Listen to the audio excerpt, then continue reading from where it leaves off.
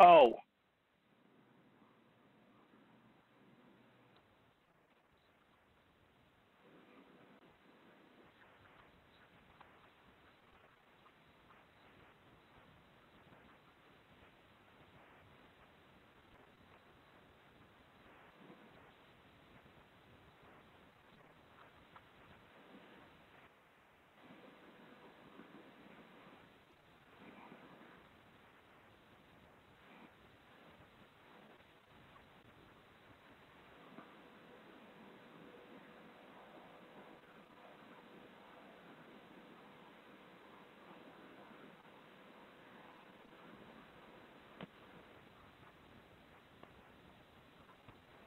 Oh, I didn't know you turned the floor over to me. I didn't hear you.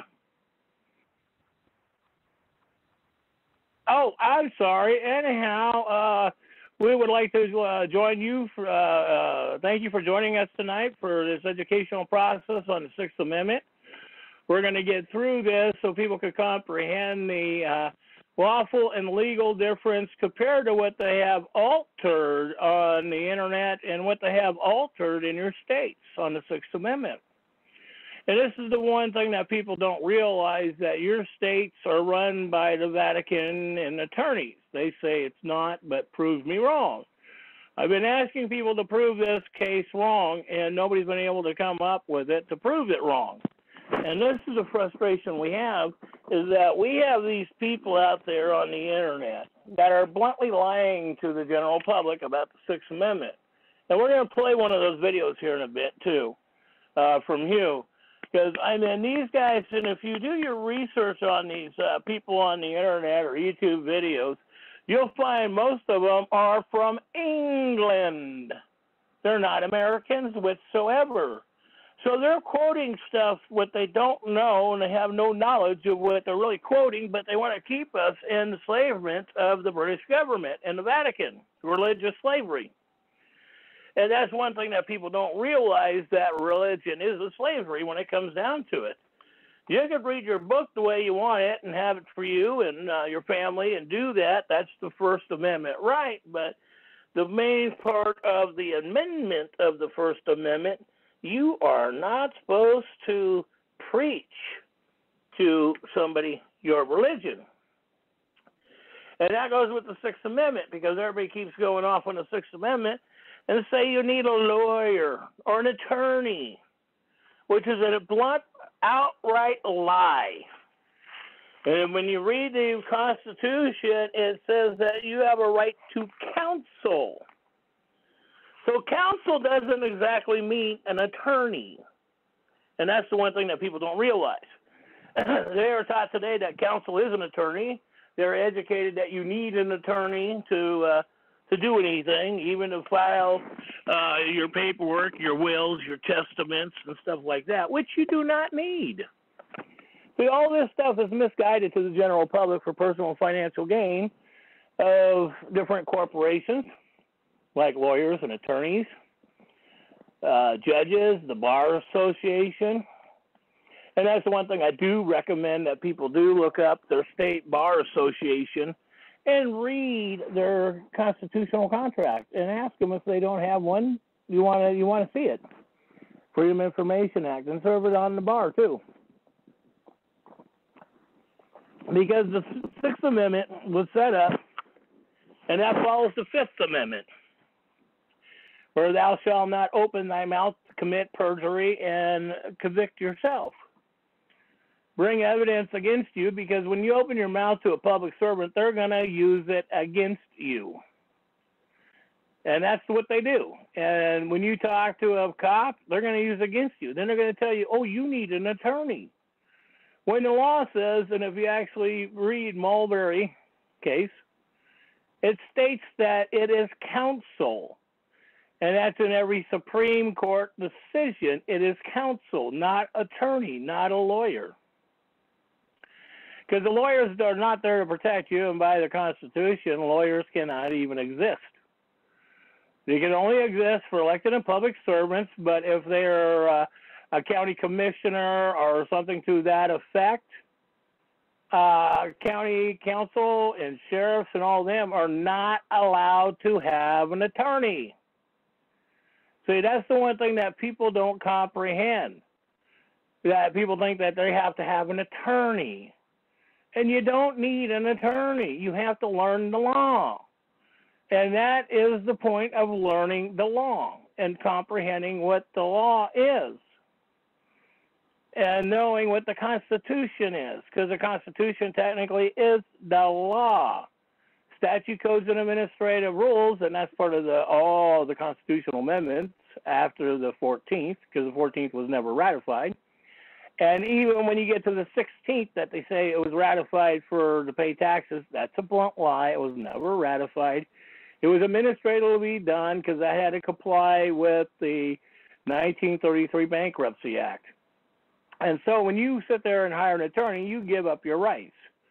And on a speedy trial, most of the time you have to insert your rights for a speedy trial, because they like to keep you in jail for weeks and sometimes months and sometimes in jail because the jails are privately owned. They're not publicly owned whatsoever, nor have they ever been owned locally by the cities and counties. They were always privatized. Even the city jails going back 60 years ago, those were owned by the cities themselves, the corporations. They were not owned by we the people. The only ones that are technically, to my research and my comprehension, is owned by we the people is the federal court system. And that's the one thing that people need to comprehend, that the federal court is the law of the land, of foreign structure, because they go by democracy. And we are not a democracy. We're a Republican form of government, and it clearly states that in the Constitution. It clearly states that by the House and Senate administrative rules. And so this is the point of getting people to realize what the truth is compared to what they're indoctrinized to believe. And that's the one thing that people need to realize, that they are convinced on a lot of stuff that is not real. It is fiction. And people like to live in a fiction. I comprehend that, because a lot of people cannot handle reality, because to some people reality can be very scary.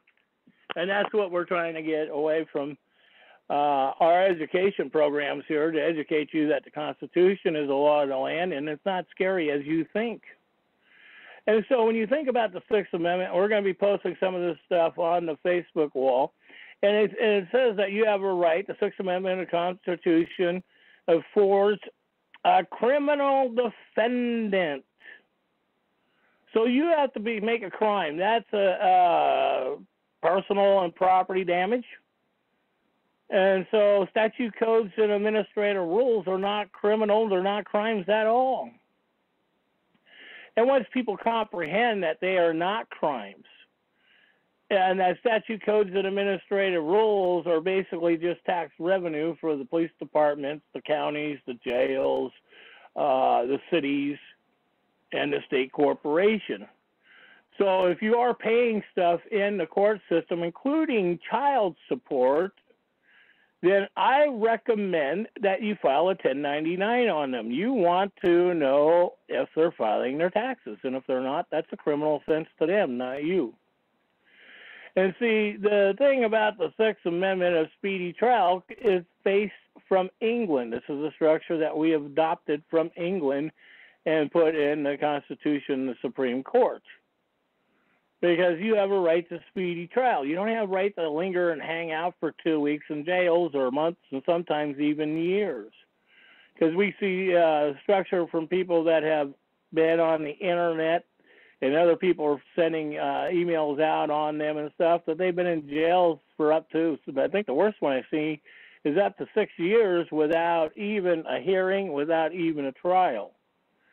So to me, that's realistically more than likely a political prisoner, kidnapped and held for ransom.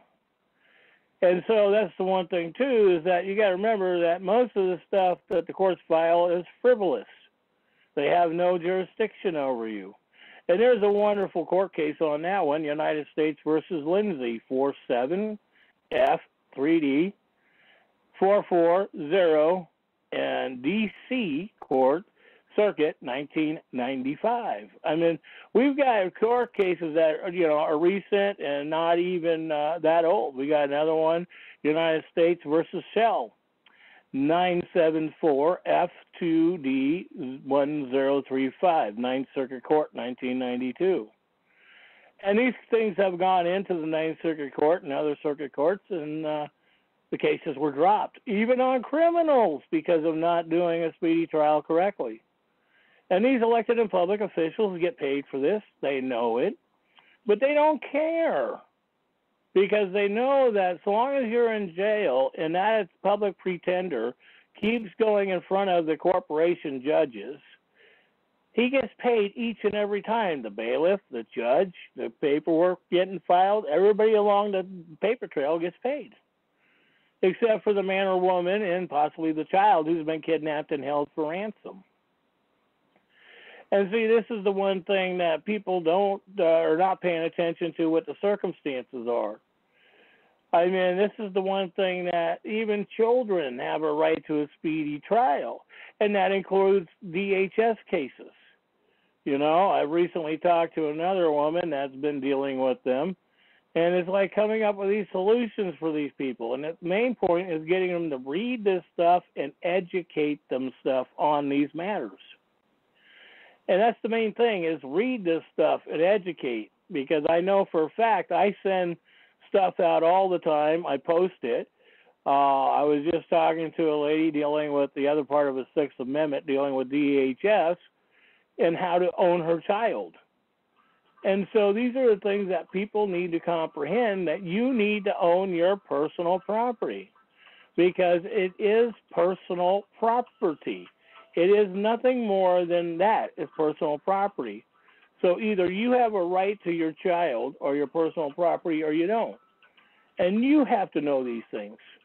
Because remember, the state ain't going to tell you. The state ain't going to give you information, because that's how they make their living.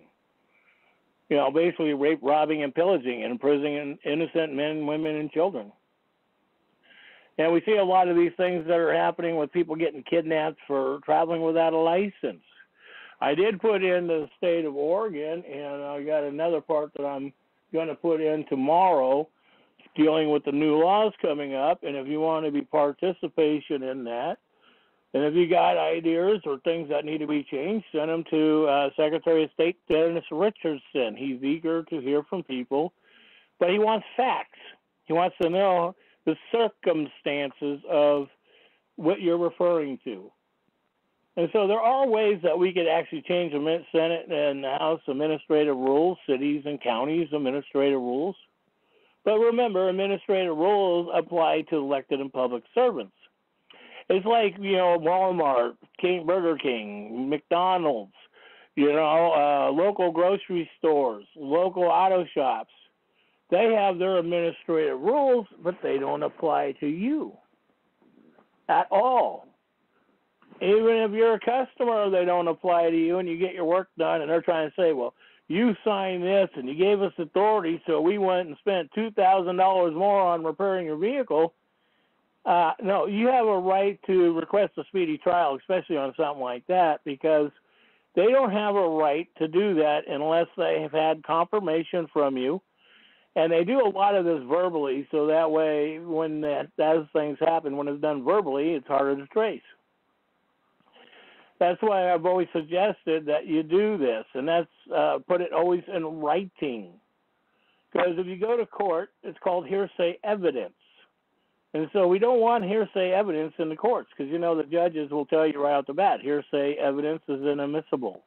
And that's how they get away with this on, so-called jury trials, because on a jury trial, there's supposed to be 10 members. And I believe it's 13 states that have passed administrative rules, so that way 6 men and women could be the jury.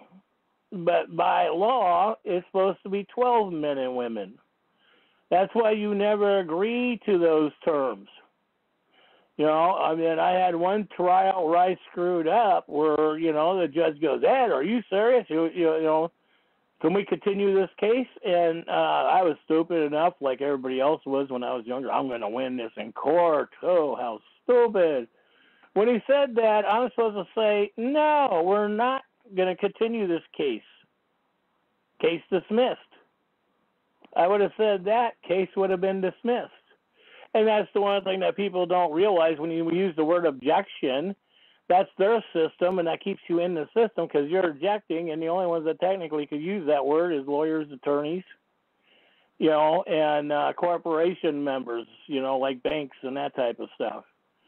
Because the one thing is that you have to realize that your courts are free of charge so long as you're lawful bloodline native. I put that out to many people, and I've had some people that, sending me stuff that you got to read this, and they're not telling the truth. And then when I read the stuff they send me, apparently they're missing a major part of the sentence that says that in the sentence. And I try to go back and refer this to a few people, and all I hear is no response when I do that. Literally no response. So it is one of those things that we are living, having the frustration. This stuff is crazy of what's going on, and the only one who can solve these issues is you.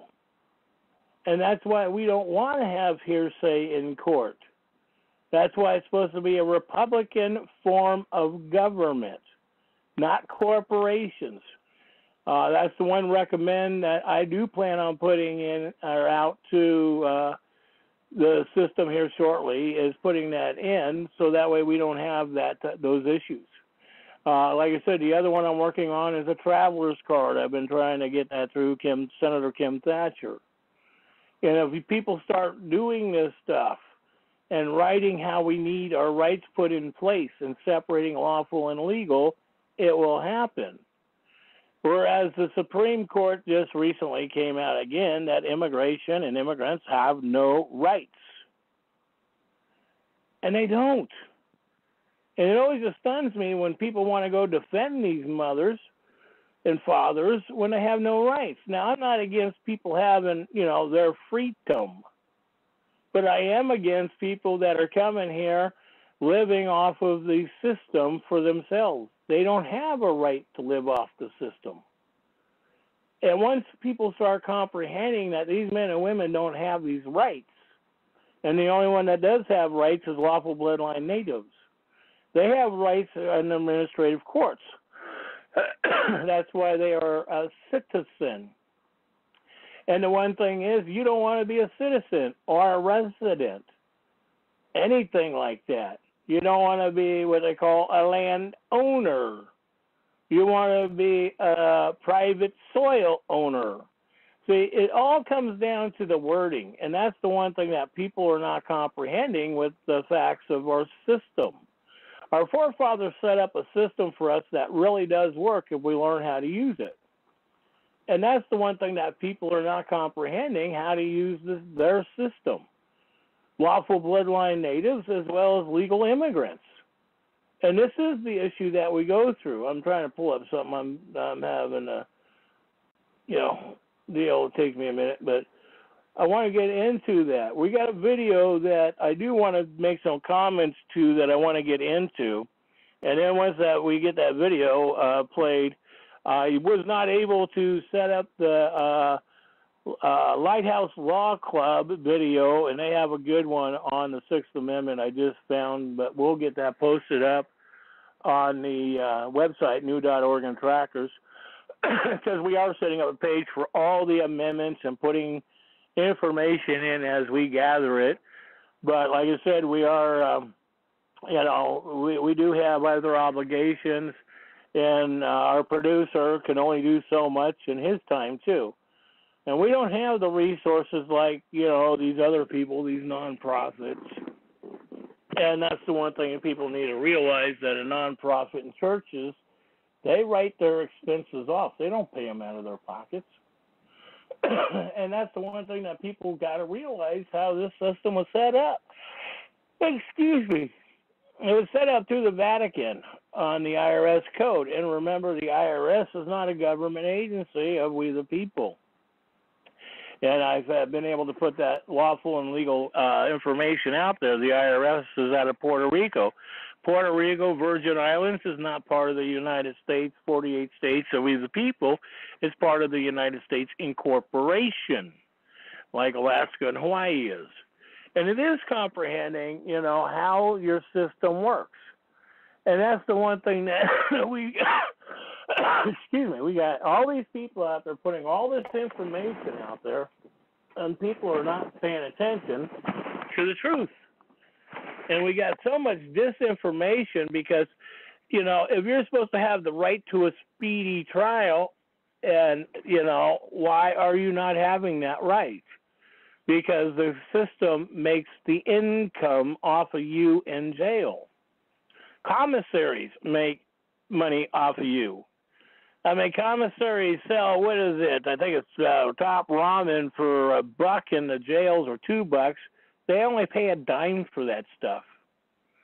The profit margin is horrendous. Not only that, you're paying for phone calls. We're not supposed to pay for the phone calls. It's supposed to be in the budget, but over the last 15 years, they have eliminated that stuff out of the budget to put into their personal party funds or their retirement funds. And this is the one thing that putting this information out is good, but we need to get signed affidavits under the Freedom of Information Act and ask them where the money is, because the money that the courts bring in are the people's money, lawful bloodline natives. That goes back to the 1933 Bankruptcy Act. That's why I really suggest that people need to really read it and don't interpret it. And don't let a lawyer or judge or an attorney or some professional interpret it for you. Read the words itself for yourself. Because you have to read the words. You have to know what it means. You have to comprehend these things. And the main thing, if you have children, it's your responsibility to educate them, because the school district is not there to educate them. They're just babysitters. They don't tell the truth to the general public, because if they told the truth to the general public will know that half the shit's a fraud.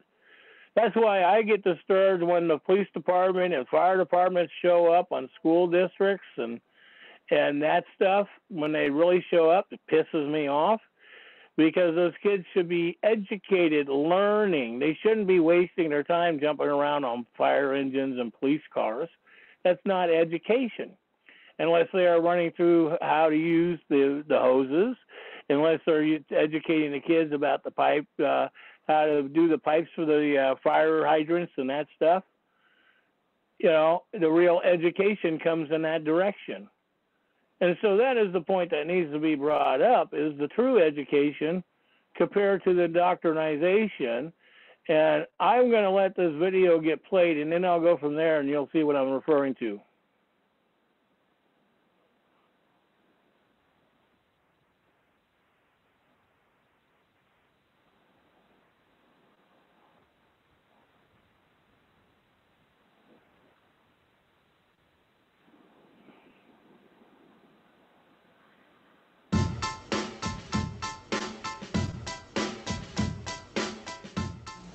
Hey guys, welcome to Hip Hughes History. Bam, baby. That's what I'm talking about. I'm talking about 1787, the Constitution, and us knowing the words so we can talk about it. We're banging out the 6th Amendment for you in this edition, guys, so sit back, get ready to grow your brain. Let's look at the words, let's chop it up, and see if we can't walk away a little bit smarter than when we pressed play. Giddy up for the learning, here it comes.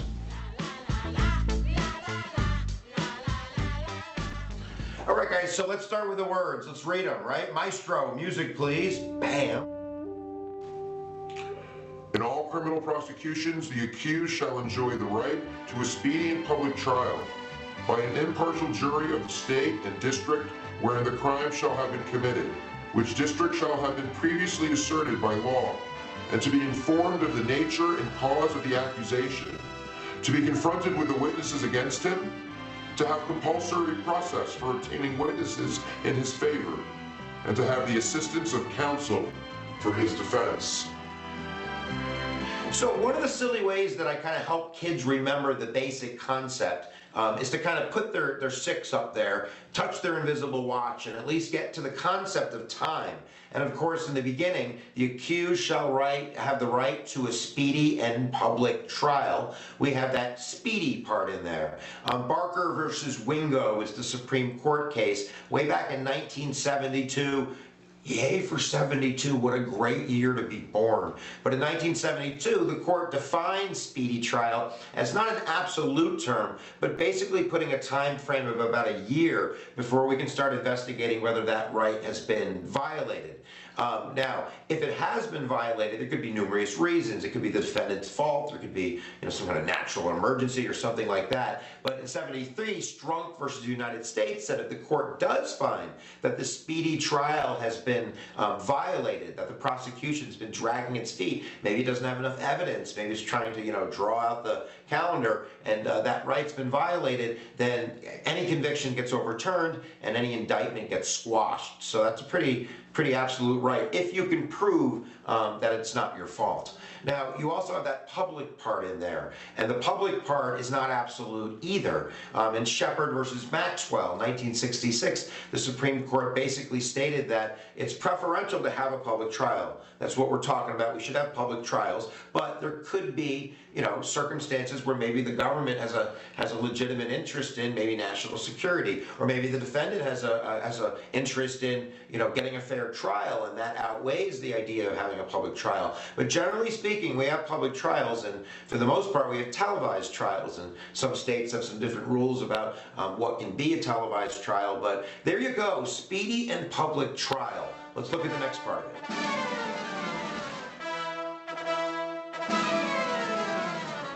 By an impartial jury in basically the state where the crime was committed. So there's a few things about jury rules. And first, you want to make sure you understand what selective incorporation is. We've talked about this in previous lectures, but it's the idea that you can take the 14th Amendment, no state shall deny its citizens equal protection and due process, right? If we're taking away your life, your liberty, or your property, you get due process. That's in the 5th Amendment, right? But that only applies to the federal government. So as the Supreme Court kind of evolved judicial review, starting with like Gillow versus New York in 1925, I believe, they started selectively incorporating some of the Bill of Rights amendments to the states. So the 6th Amendment is got some stuff that's been selectively incorporated. We'll talk about attorney stuff in a few minutes here. But when it comes to jury rules, a lot of it's not been selectively incorporated. There's some kind of like broad rules, but states still generally get to determine kind of how juries are put together. So for instance, on a federal level, you have the number 12, but some states have as low as number 6 when it comes to how many people sit on a jury. Also, on a federal level, it has to be a unanimous decision. If you're charged with a federal crime, you have to have every 12 juror say that you're guilty to convict you. If you don't get 12 to say that you're not guilty, then it's a hung jury. It's got to be unanimous. But some states, they have rules where you don't have to have unanimous decisions. You could have a 4-2 decision or something like that, and the Supreme Court has let that stand. Now, in terms of what else do we have to talk about? Like impartiality, it says impartial jury, right? We have a process that's been developed through kind of judicial law that is called voir dire, which is basically this process when the jury is getting put together that the prosecution and the defense lawyer have a chance to kind of quiz each juror to make sure they're not prejudiced against their client, or they are prejudiced against their client. So for instance, if you're a prosecutor, you don't want maybe a peace activist on some type of trial where a peace activist is being charged with a federal crime, because obviously they're going to be prejudiced towards the peace activist. So this is supposed to get that impartial jury. Now, there's also kind of rules about basically making sure that you have like a cross selection of people. So if you can prove that there's some systematic exclusion of a certain group and that that's giving you an unfair trial, that has been selectively incorporated. So there are those types of rules in place. But there you go. It's got to be where the crime was committed. And again, there's flexible rules here. So if everybody in the town thinks that you're, a puppy killer, and they all scream puppy killer every time you put your head out the window, you might request a different location, and the judge might grant that. So there are cases where you can have, trials not where the crime has been committed, But you get the general idea. All right, let's take a look at the next part. Bang, bang, bang, bang, Lord of bang, bang, bang. To be informed about the nature and the cause of the accusation. So this is basically to make sure that you're getting that due process by having the charges very specific to the law for two reasons. Number one, so you know what you're charged with. There's no vagueness in there. You're being charged with being very bad, man. You're very bad. It's not going to cut it. So it's got to be a statute. It's got to be some type of criminal law. And then secondly, you want to make sure that you kind of clear up that double jeopardy scenario. If you're going to be able to claim double jeopardy, that you can't charge me with the same crime twice, you want to make sure you know what you're charged with. So that's pretty straightforward. So you have to be informed about the nature and the cause of the accusation. You got that? Good, good for you. Let's keep going. To be confronted to the witnesses against him. So this is called the confrontation clause. And a lot of stuff develops out of common law, but over across the pond where they have the tay and such, they have this kind of hearsay clause that it's not allowable to bring into court what I heard somebody say about you. And that is secured in Amendment 6 with the confrontation clause, that I have to be able to confront the person accusing me of this crime or making witness testimony in this crime. There are a couple of exceptions. One of them is kind of a dying declaration. So certainly you can't confront a dead person, and if they're on the dying bed and they make the video and they, Johnny did it, he shot me, that can be put into evidence. There's also kind of an evidence confrontation clause, which means that if there's going to be like DNA presented or something like that, you get to cross-examine the DNA. It's like magic. No, you can't do that. So you get to kind of cross-examine whoever the scientist is, of course, who did the, the testing, so you can make sure that you can ask questions about validity and such like that. There's only a couple more. Hang on, here we go. To have compulsory process for attaining witnesses in your defense. So this is basically your ability to name witnesses, name people that you want to be put up on the stand, whether they're hostile to you or friendly to you. So, if you want Mr. Jones to testify, and Mr. Jones is like, I'm busy, I'm bowling, I don't want to go. Now, Mr. Jones, you're going. So that's the compulsory part. You can make them have to come. And of course, this is to give you a fair trial. Makes perfect sense. All right, the biggest part's the end. So hold on, here we go.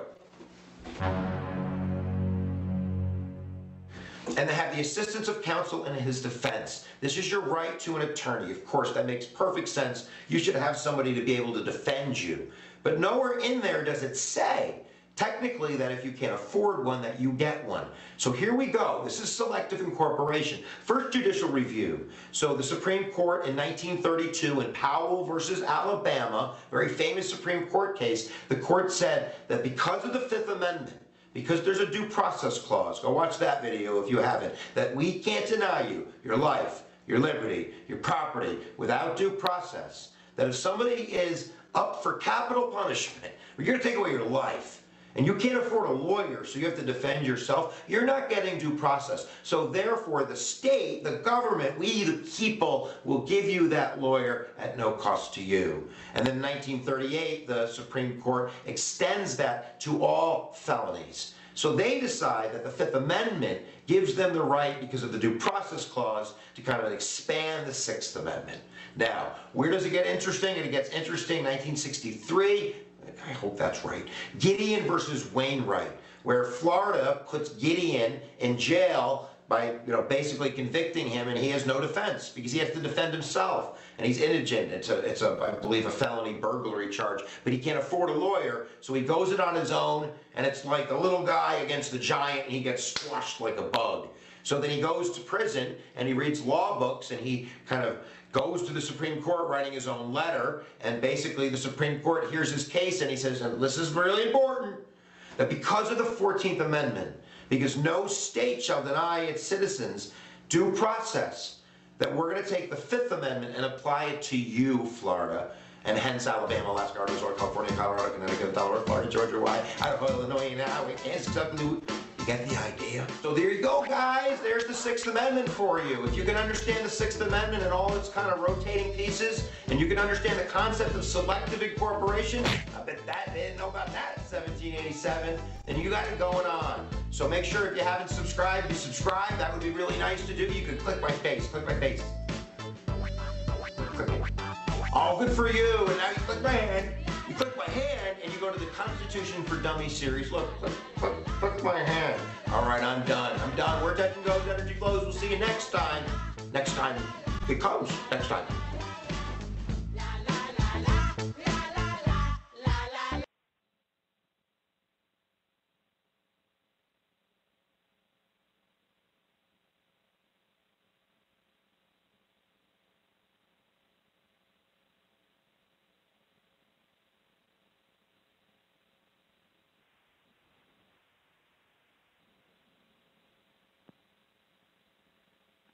I guess I had to hit unmute. Sorry about that. But, yeah, the one thing is, on felonies, you are allowed an attorney if you would choose one. And, see, that's the one thing that they do in the local courts. Everybody gets an attorney. They shove them down your throat so that way when you go in, you're awarded to the court system. You're treated like an ignorant child when you go to the court system, and he didn't bring up those cases, but we'll bring up those on the Seventh Amendment, on a few other things with the Seventh Amendment. And these are things that people need to realize what the Constitution is compared to what people are alleged to believe. And this is the one thing that people are alleged to believe this stuff because we get told this stuff. We keep getting told we're a democracy when we're a Republican form of government. Type in Republic form of government, not Republican, Republic form of government. Type it in, and once you type that in, you're going to be surprised and amazed when it really comes up. Now, the court systems were shoved into districts is what they do, and technically, districts were created by the court systems themselves. And that's the one thing that is, once people realize how the court systems, your elected and public employees, put this stuff up to control you. And that's their job, is to control you. They're not there to help and aid you. Their employment process is to make you beneath and underneath them. And that's what they want you to be, is underneath them. And so when you go into court, you leave your Constitution right out the door when you walk in that courtroom. And the one thing is that I know some of the courtrooms are getting rid of the gold fringe flag around the country. It is a slow, painful process that they're doing because they have no choice because it's been brought up by administration on these things.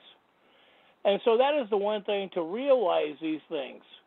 And when he's talking about like public structure, benefit for the public, that, you know, a jury trial could be held for almost indefinitely. There are people still in jail for 7 years and never got a jury trial, never even got to see a judge. And so this is the horrifying thing we are actually living today because these public servants don't want you to know what these other people are bringing to the table. They don't want it brought out for you to know what the circumstances of your rights are. And see, if you don't know your rights, and especially if you don't know the Constitution, that is the problem that we are having today. Because people don't comprehend the Constitution or their first, second, third, fourth, fifth, or any of your amendments to the Constitution. And you have to realize that some of your amendments have been done administratively. Okay, that's the saddest part. They've been done administratively. And so once you know that what is and what isn't, then that way you've got power. And hopefully you learn this before you go into a court system. And that's the one thing that you want to file your affidavits and you want to file your evidence before you get in a court system, not all your evidence.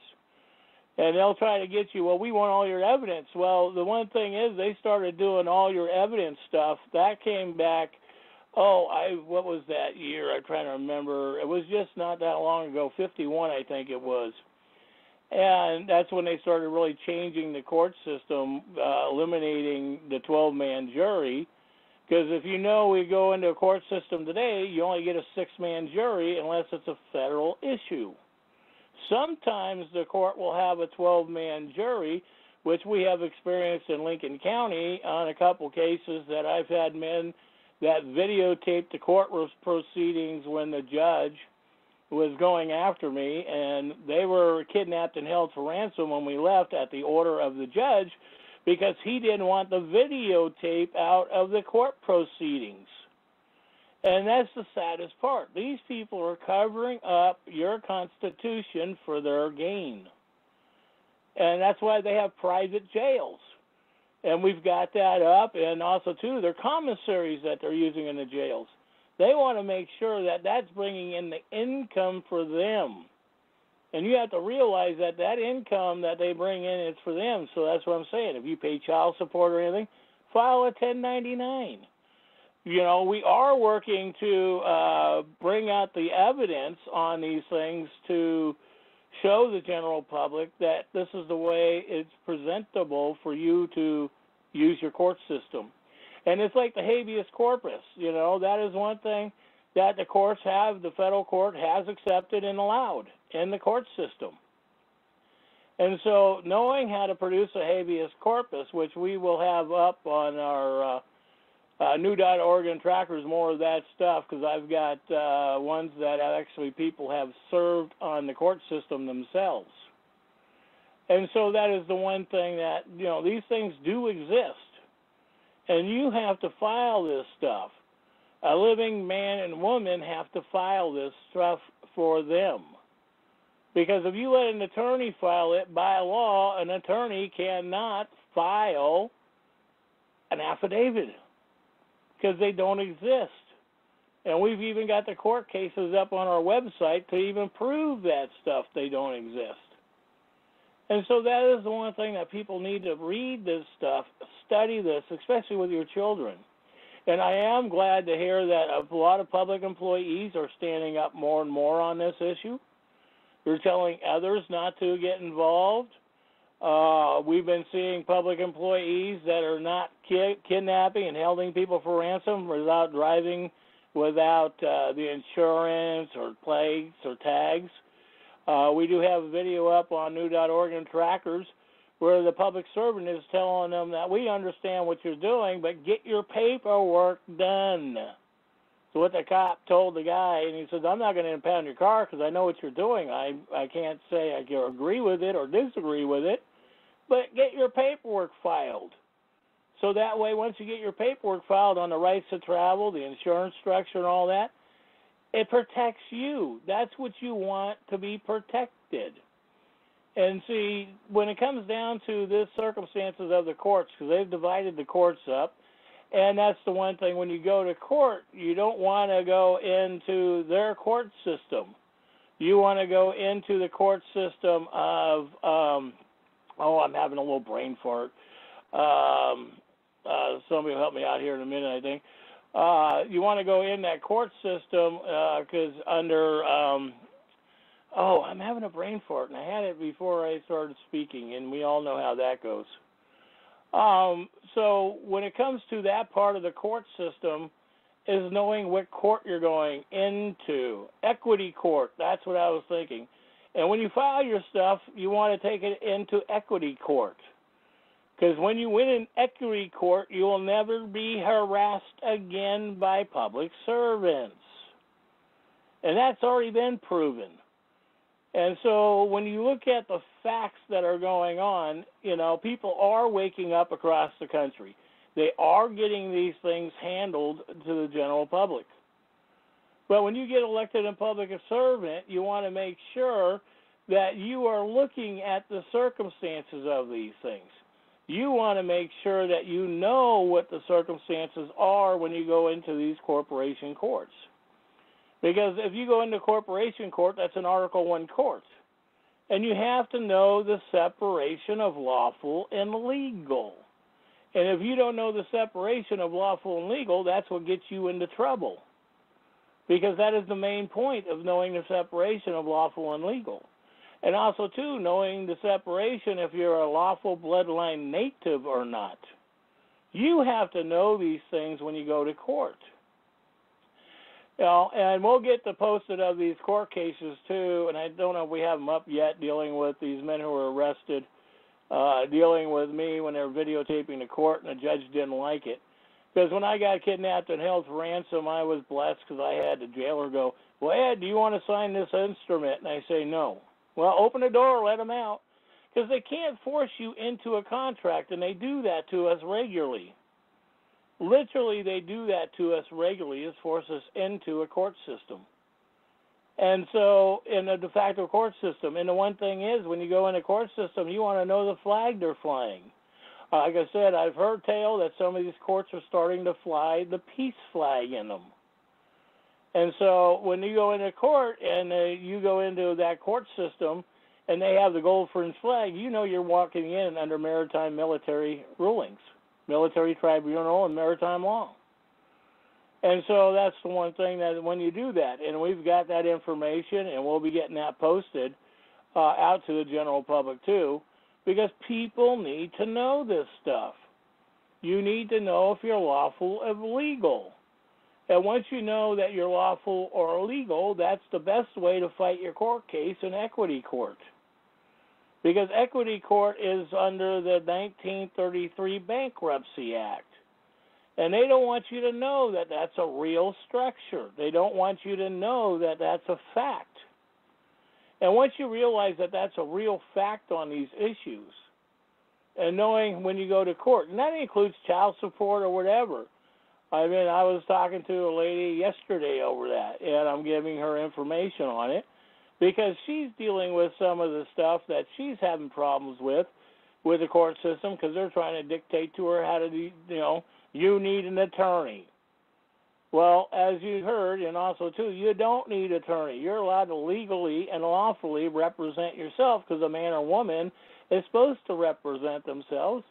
City attorneys and county commissioners and public servants, that are elected, are not allowed an attorney, and we have those laws and administrative rules. And so that's the one thing that you want to make sure that you know this stuff. You want to make sure that that comes out in your report that you're putting in the courtroom. And most of all, make sure you get it certified and notarized. That's the one thing that a lot of people don't do when they turn their paperwork in.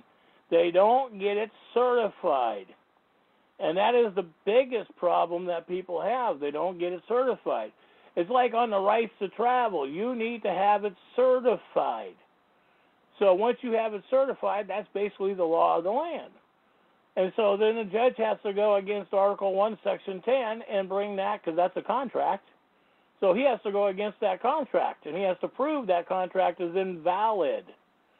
And so that's what you want these people, to prove that it is invalid. And so once you prove it's invalid, then that way you start winning. And that's how these things are developed. These things are how they are won. And so how do you protect your child? You have to do it. I mean, because remember, even though DHS is so sweet and kind, that's what I was talking to this lady about. Oh, they're doing everything. They're so sweet and kind, and everything I ask for I get right now.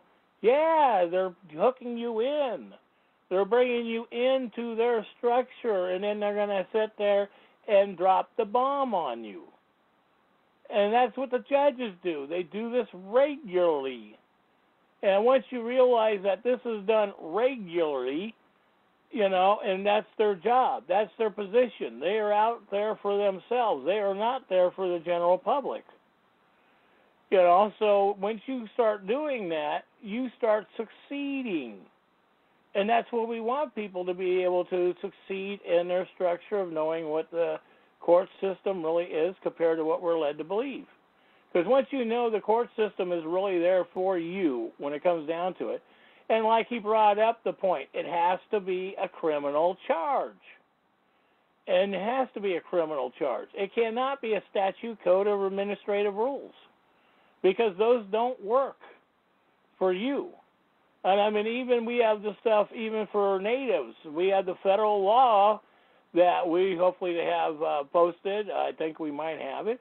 The federal law that says, oh, I just had a brain fart. Something else popped up on the screen, and I let my mind go off on that. I'll get back to that in a minute. But, federal charges. So when it comes down to federal charges, that's when you are allowed an attorney. So, and that's if you want an attorney. But the attorneys are only there for when you have really committed a crime. Not when you've committed statute, codes, and administrative rules, because those technically don't apply to you. And once you comprehend those things don't apply to you, you start becoming ahead of the game. You start becoming the winner. And that's the whole point about this stuff, is to make sure that you're winning in court, that you're winning for those around you, that you comprehend what is really going on compared to what we're led to believe. Because a jury is supposed to be 12 men and women. And it states, and he didn't get into that one, that disturbs me, but it clearly states of your peers. So your peers are the people around you that cannot be elected and public employee, that is not business owners unless they are around you, that come in and be your part of your structure. That is not what it's about. See, your peers is what's supposed to be the jury, not foreigners that come into this country, not foreigners, especially elected and public servants, because they always do this for their best interest. Because they do this like voting. That's why I suggest that elected and public employees should not be allowed to vote. I tried to get a bill on that one actually in 2003 and 2005 on the Senate floor, or get it into a committee, but they wouldn't even bring that one up in the committee. And so they know this stuff. They get indoctrinized into this stuff. So they know this stuff for a fact of what's going on. And so when you know it and they know it, this is how you start they start ceasing and disordering and not stop going against you. But in equity court, I would suggest that you look up and research equity court. And when you write your instruments going into federal court, you want to make sure it's all not capital letters. United States, large U, small n, and it's a capital S and all the other structure. And the other point is you want to strongly and sturdily make sure that the judge has an oath, his bond. And I've got YouTube videos where judges say, we don't have to have a bond. And I've had that even said by the district attorney in Lincoln County, that they don't have a bond, they don't have to have a bond. They don't have to be registered. So these people are mandatorily breaking state and federal laws. And it's in their administrative rules. And that's like the other point is so stingently when they're breaking these administrative rules. It's like the courts are free.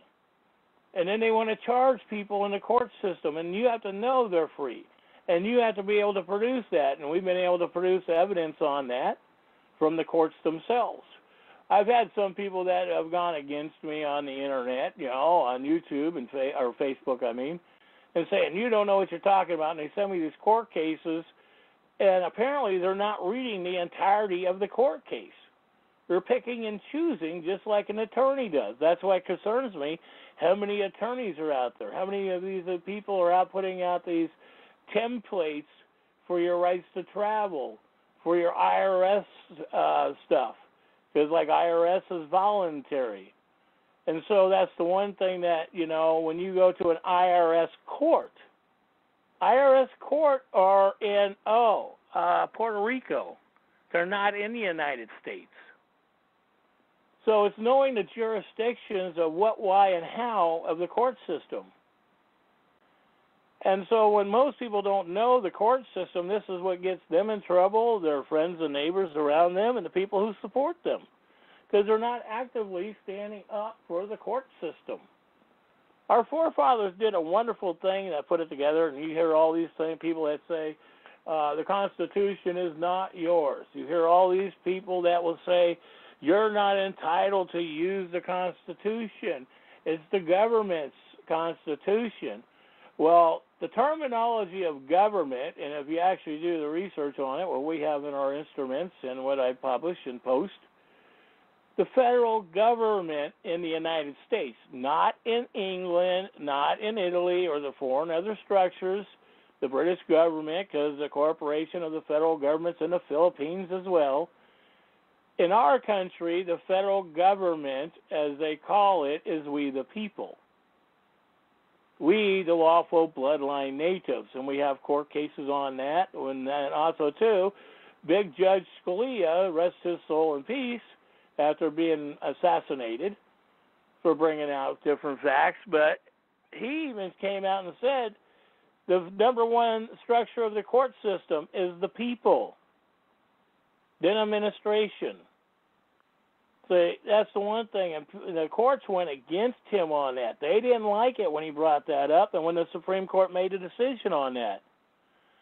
So it's always worthwhile to read some of Judge Scalia's memoirs that have been published from him in the court system.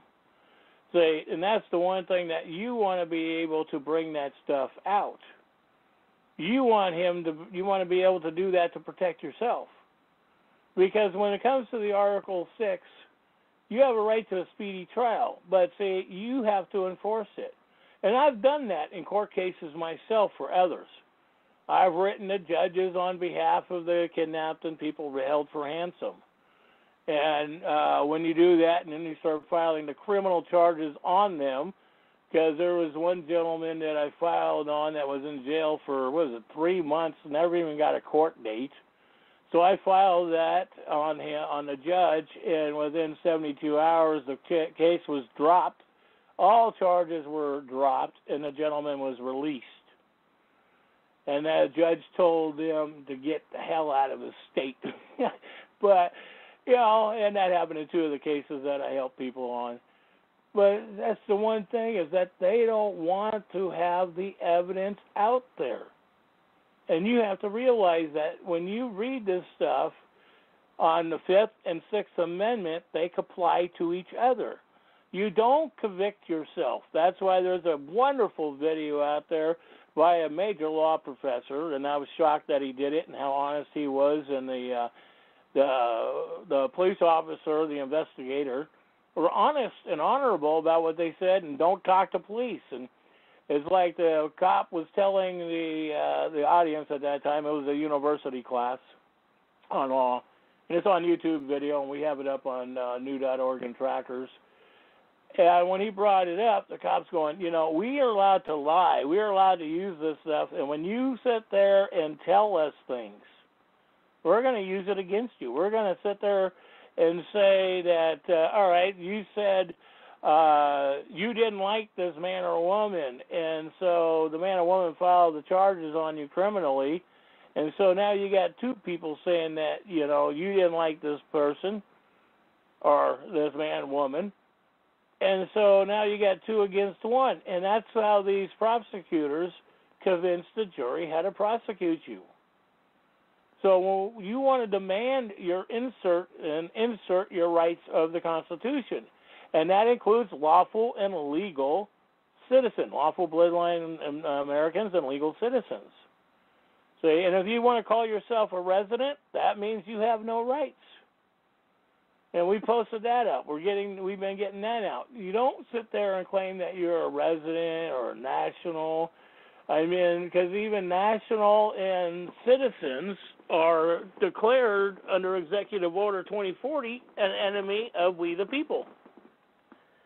And that was done by FDR, Executive 2040. That was the Bankruptcy Act. And so you have to realize that these men and women are smart enough to keep you in the system to make their living. And that's what they're out to do, is to make a living. And remember, these public pretenders, when you go to a traffic court case, they get paid $2,700 for each case. So if you're in and out and you agree to their terms and you're only there, let's say, for 2 hours, they still get their $2,700. And if they have to ask for more, that's for evidence or getting something else. See, they'll tell you that that's all we get is this set amount. That's not exactly true. See, there are provisions in those administrative rules that they have to follow that they're allowed to ask for a little bit more under circumstances under the rule of evidence. And so once you realize the rule of evidence, and that includes you, you're allowed to do that. That's why the courts are free to we the people. Because under the rule of evidence, and I do recommend, and we do post up, and we have it on new.org and trackers, is don't read your state rules of evidence first. Read your federal. And then go to your state and then cross-reference it, and you'll see how the state attorneys, legislative attorneys, have altered that, but it still sounds the same, but you have to learn how to use or read their wording. Because there'll be words there that, trust me, you don't comprehend. And trust me, there's a lot of words that I didn't comprehend until I did the legal, lawful research and cross-reference. Because the Black Law Dictionary was technically, in the 13th century, written as a joke. The lords who wrote it never expected to be taken seriously. And that was in their memoirs when they died. They never expected it to be taken seriously. So that's why when it comes down to the Sixth Amendment, you can file the Magna Carta. We do have, I'll get the templates up. I'm waiting for a couple other people who have been successful on their habeas corpus to do that. And there was another word. It's called a habeas corpus. Where the hell did I put that piece of paper? I wrote it down earlier. You know, it is like learning what the words are compared to what we're indoctrinized to believe. You know, and once we were so indoctrinized to believe it, that's where we ended up having our problems today. You know, and what is that? Cumcaza, C-U-M-C-A-Z-A, and that's dealing with the Magna Carta. And so it is getting all this stuff out so that way you get to learn what the truth is and bring the facts in on your case. And remember, on your affidavits, you cannot lie, give misinformation. And if you have witnesses in it, and that's the main thing too, it does help to have witnesses because technically you're not even supposed to have a court case without witnesses. And, you know, and I just recently discovered that in the last week, and I've got to do some reference check on that one to verify that one, because if that's true, that's going to throw a turmoil in the corporation court system, the district courts. And that's the one thing that the district courts, you know, was set up by the Supreme Court and administratively. And also, too, I do have testimony, one YouTube video that I think I sent out to be posted, but I do have other testimony where judges have clearly stated the Supreme Court, and we're talking Supreme Court justices, stated that they get orders from the British government called the Queen of England of the Vatican. And so I got several of those that we'll be working on getting those up, because if it's interesting, because if we've got this conflict with the corporation of foreign agents that are still running our court system and, you know, threatening our public servants, that's where we have to start standing up, especially like when it comes to voting, because I'm not a voter, because I'm not a part of the corporation. But it's like we got elections around the country. You know, I mean, it's like the governor of Oregon. We want to get her out. And when she's out, I'm looking for her indictment. Seriously, I want to see that woman handcuffed publicly. I think that would be the blessing on the icing of the cake. And there has been several elected and public employees around the country who are being arrested today and who have been arrested. Some of these people who are being arrested, they're saying they're on vacation and stuff like this to the general public, and the media is bringing that out on them. But like I said before, the president, Corporation Trump, and he's the president of the United States Corporation, just shipped over, and they're spending $5 million right now today, and got Guantanamo Bay almost revamped. That's where they're going to be shipping all these public employees and elected and public servants, they're going to be shipping them there. That's going to be a little hard to get off the island. So it is one thing that is protecting you, and it's very apparent you need to comprehend the Fifth Amendment. Keep your mouth shut, because when a cop is talking to you, he's not your friend. I don't give a damn if it's your mommy and daddy. When it comes down to the job, they are not your friend. Their job comes first. And that's the one thing that people need to accept, that reality. And if you got parents that have been in the system, you know that. You know, and that's the one thing that people don't comprehend, that this is what the reality is, what's going on. So the Sixth Amendment gives you right to a speedy trial. All right? But most of the times you have to enact that.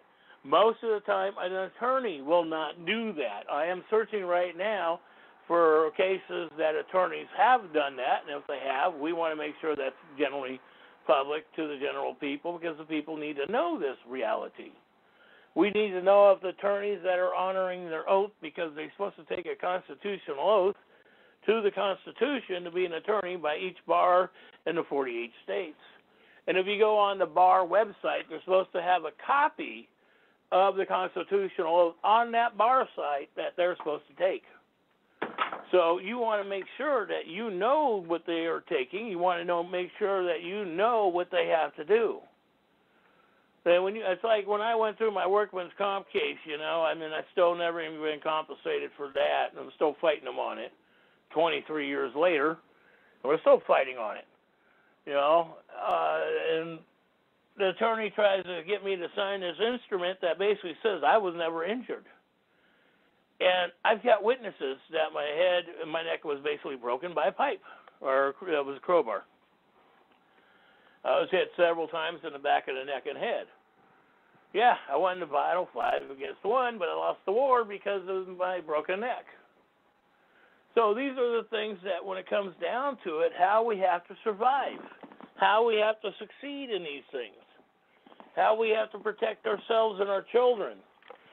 And so when it comes to a speedy trial, and I know there's an actual federal form, and I am trying to get it. I had it once before, but 2 years ago, 2.5 years ago, I was foolish to have somebody help me out with my computer, and they crashed it, and so I lost all that stuff that I had.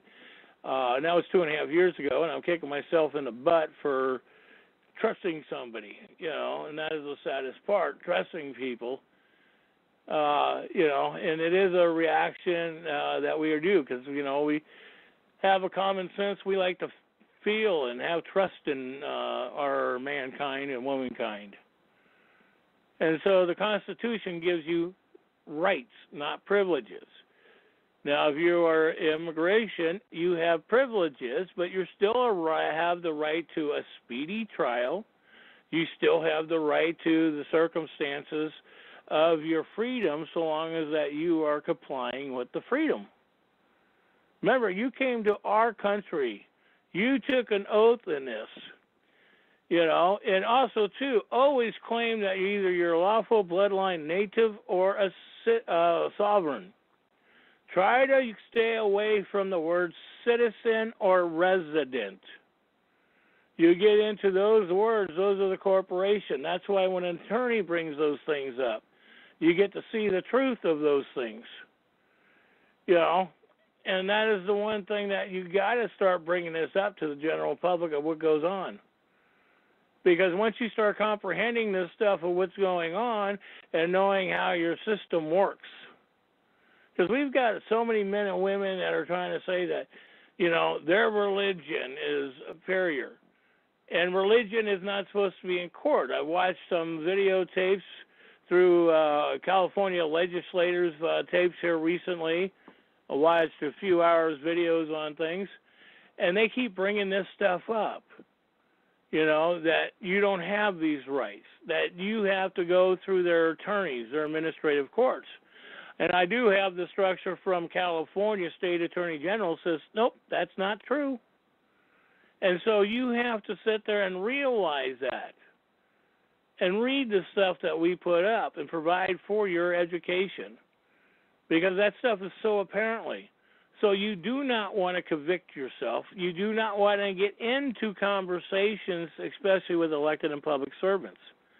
I don't see anybody winning in these children cases and stuff when they're having conversations. I do see them when they win by filing the criminal charges. And they are winning by filing the criminal charges because these men and women realize they are not exempt. And once you start realizing that the Sixth Amendment protects you, the Fifth Amendment protects you, and it's really disturbing when I watch this stuff on the internet where these public servants are saying, I claim my Fifth Amendment. Well, a public servant technically is not allowed to claim the Fifth Amendment. They have to be speaking out. That's federal law. And that's the one thing that you have to realize, that federal law supersedes state law. And that's been proven by the Supreme Court and several even local courts system that have been out there. And so when we look at the history of what our forefathers laid out for us, they were actually looking at protecting us. But we've been given so much information by the schools in the last 30 years. So, I mean, even law schools, they're not given all the structure. And I do agree with that. I've talked to a few attorneys that I've sent them information, and they're like, how did you get this? How do you know this?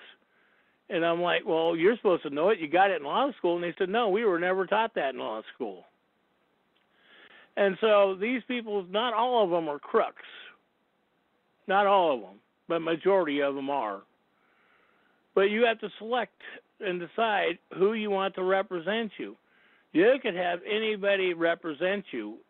You know, I mean, I've had people call me up and they want me to represent them in court, but I'm not going to fly around the country because I can't do that because of my injuries. And I try to explain that to people, but they don't get it, you know. And they think that people are supposed to be at their beck and call. But these men and women, you know, are not my structure or my responsibility. I try to give them, but I can't sit there and be there, you know. And this is the one thing, too, I want to bring up to you that I've been posting out there and getting out, because the code of the District of Columbia, 7-206, infants are an unknown partridge, or Parentage, a person who assumes legal custody of a live-born infant of an unknown parentage shall report the following information and register it within 5 days after custody. So when your state kidnaps and takes your kid, and after 5 days they have to register that your kid's abandoned. And so, in Dayton, place where the children was found. So, and this is in your state codes too. This is what I put into the structure of how to own your child too. I have all their administrative rules.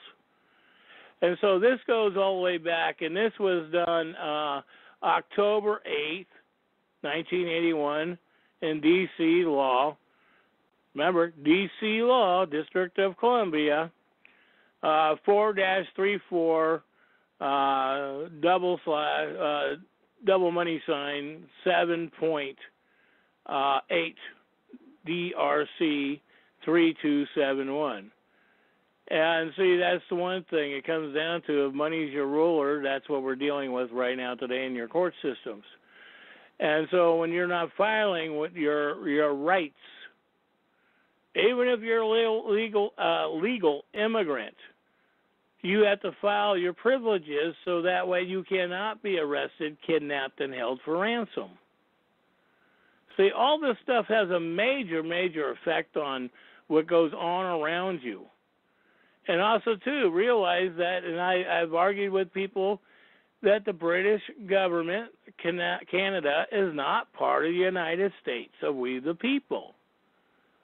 It's a corporation under the Queen of England, the Vatican. And so that is the main point, is comprehending that, what it is and what the circumstances are. And that's up to us. We, the people, have to bring this stuff out.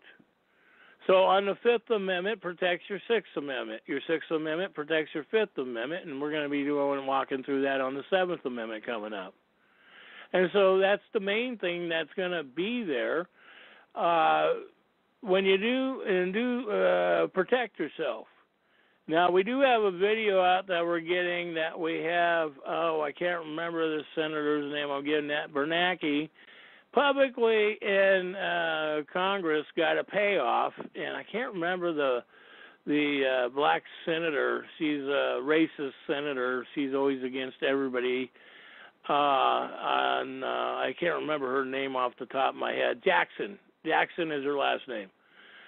Senator Jackson. And so we are getting information on this out to the general public. We are getting more and more videos that I'm posting up on United States for America Elected and Public Servants Oversights, the Civil War, 1866 Lawful Bloodline Americans, Recall Kate Brown, and New Oregon Trackers Facebook sites.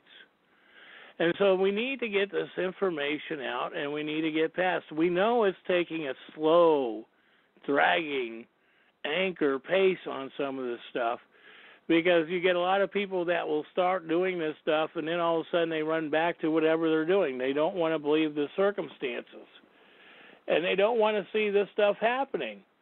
And that is the frustration that we're all living in, knowing what the court system is.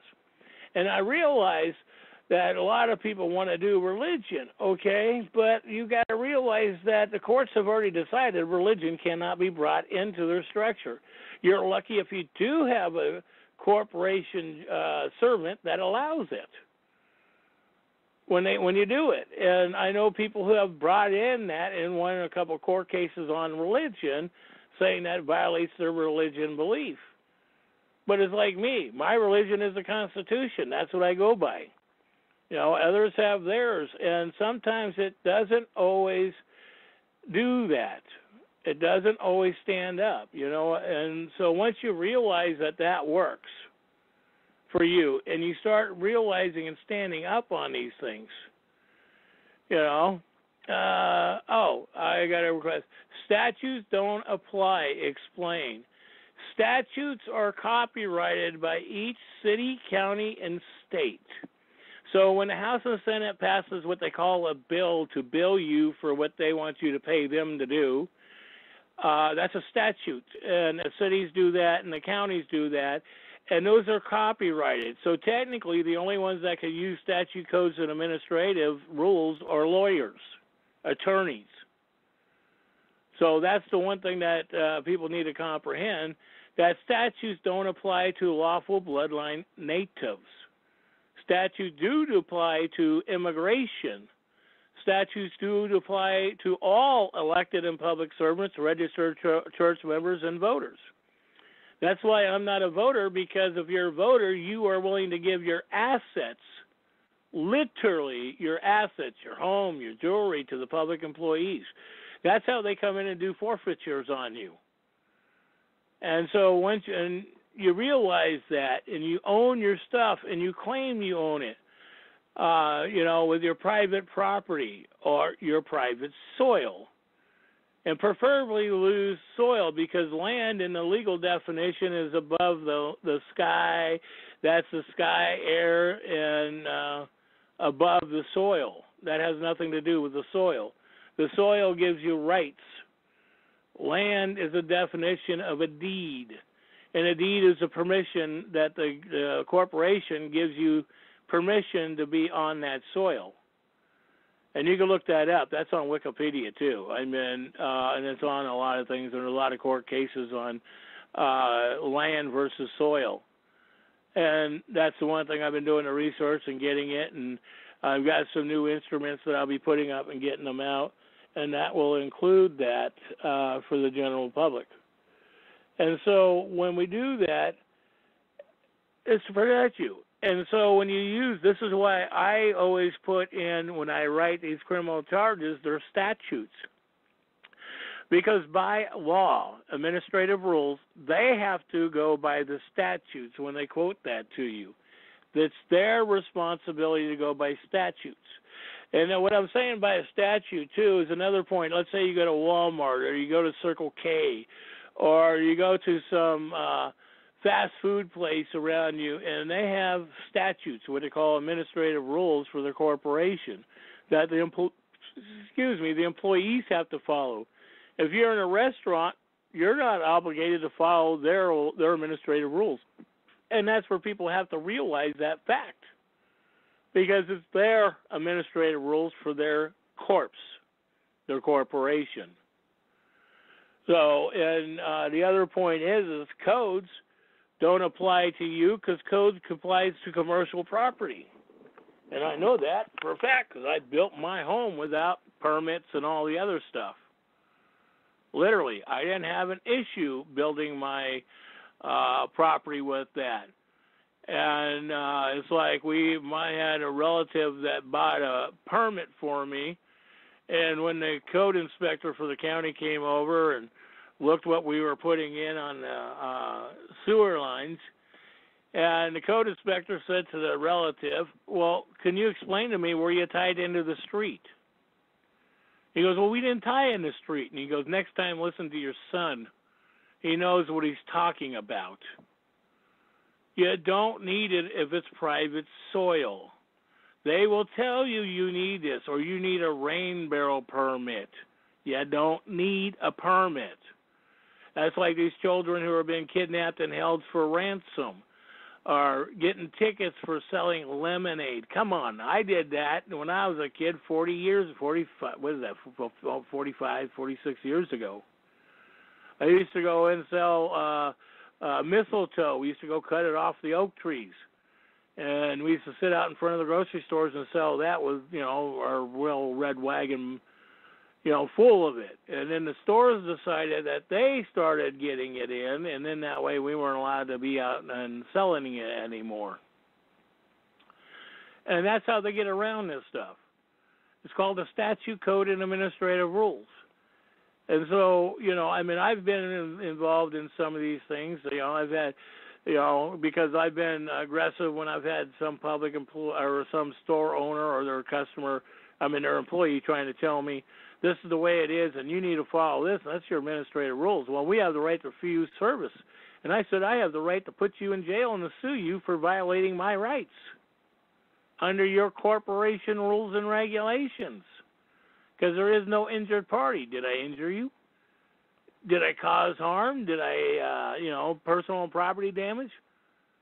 Okay, and it's always be polite. Never be rude. That's the one thing is. Even when a public servant pulls you over, be polite. Because if you get an honorable one, you be polite to him. He will or she will respect you for it. And I've been through that. Some of you have been through that. And it's knowing how to put the instruments together, including your rights to travel. I'll be getting that into to the Secretary of State tonight and to a few other people that requested or suggested that they wanted to hear from me on my ideas for bills for 2019. And so when I'm putting the right to travel bill in the state of Oregon, and you can get that off our website because most people know what I've got up there, and that is the one thing that, to prove it, that is the one thing to know the truth, to have it. You got to have it. And so write your representative in your state. Send them the law. Tell them and if they keep violating your rights to travel or to hunt and fish, that's where we have to start filing the criminal charges. And then that way, the other part of the Fifth and Sixth Amendment applies that and comes in on them. Because we want these public servants to get a speedy trial when they assault and murder and do this stuff to the general public. Because they don't have a right to sit there and think they're gods or above statutes or above color of law. And if you don't know what color of law is, go to new.org and trackers, or at least look it up on Wikipedia, or ask your local cop. And when a cop pulls you over, you're allowed to ask for their book, their rule book. They have to mandatorily carry that manual with them. That's called the statute code and manual that they have to go by. And you can request that from them, and they'll fight you tooth and nail on that one. But you have the right to request that. And if you do get it, and I can't remember what page it was, I think it was 39 in the one here on the West Coast, says that man and woman have the right to travel without being impeded. And that is the one thing to know what the word impediment means. So it is one of these things that really come down to the structure of what we're doing, how it's going through these structures, how your courts are to work for you, how you need to work your courts. You need to direct the judge and the courts on how they are to do service for you. Because the courts were put into place to work for you, not them, what they are doing corporation today. The corporation fraud they are portraying on the general public. And as I said, in 1878, August 27th, 1878, and if you truly do read the foundation of the bar, it does say that the bar is under the Queen of England, and it says it on the front page. And that's the one thing that people do not comprehend, that's a reality. So once we start winning these things and start winning them through the House and Senate, because you got senators now that are standing up and for the Constitution.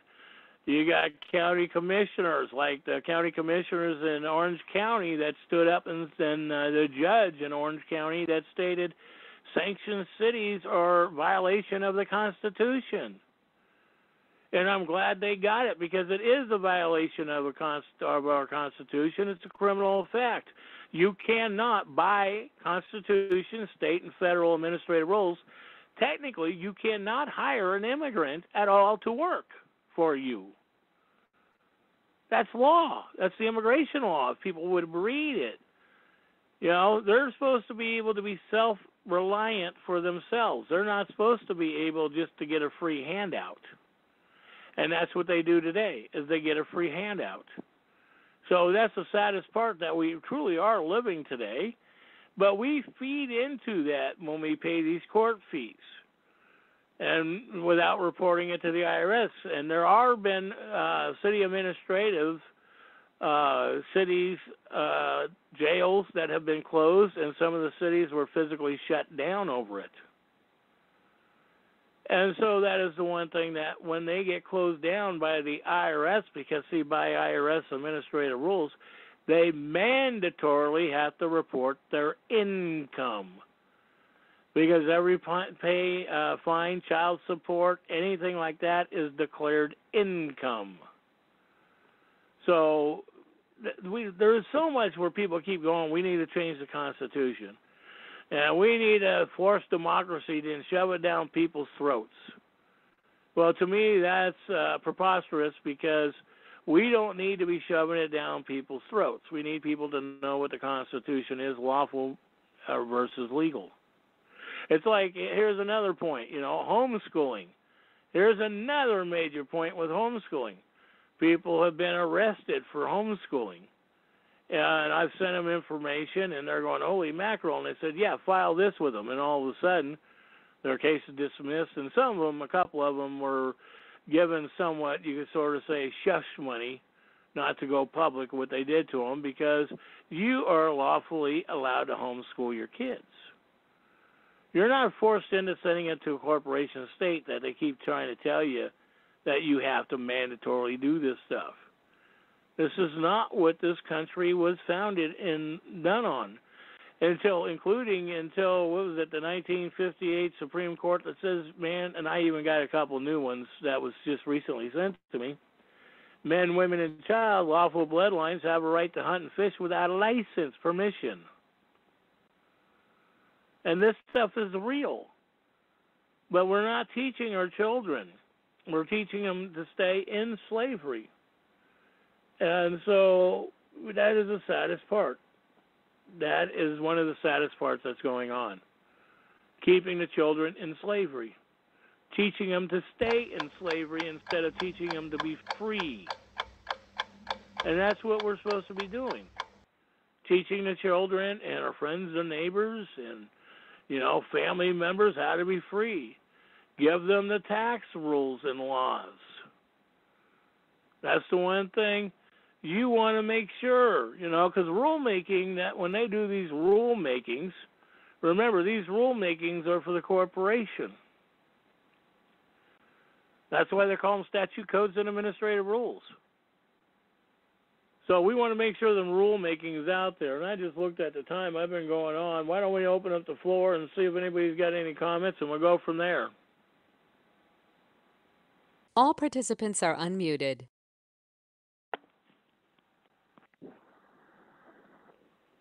Anybody got any comments?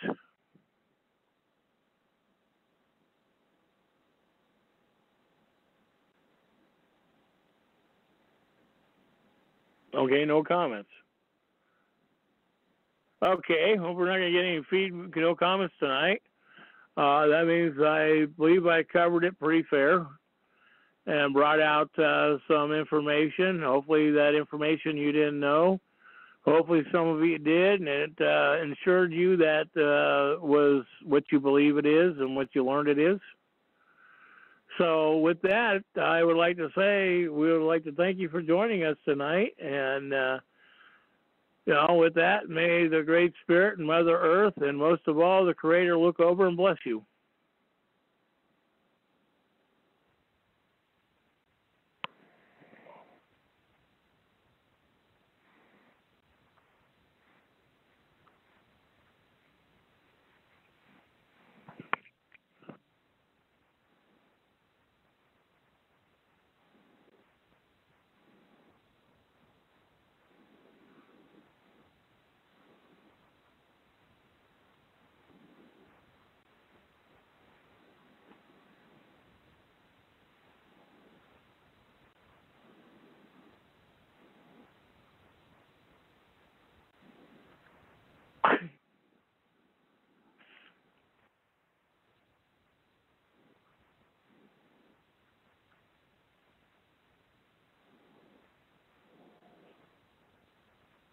The Ellen Show, just because they're giving you prizes and stuff. Hey, they're giving away stuff just like Obama and the phones and stuff to hook you in.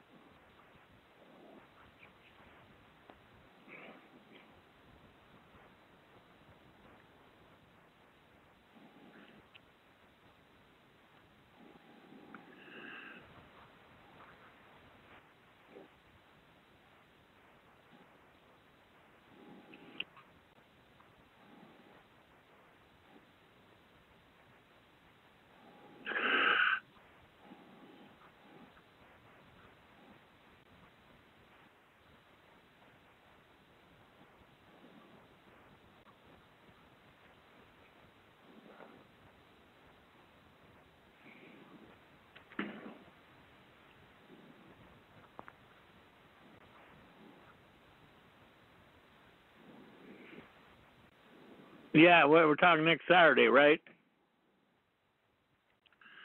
Yeah, so I've got some education myself I need to do on something else I haven't walked through.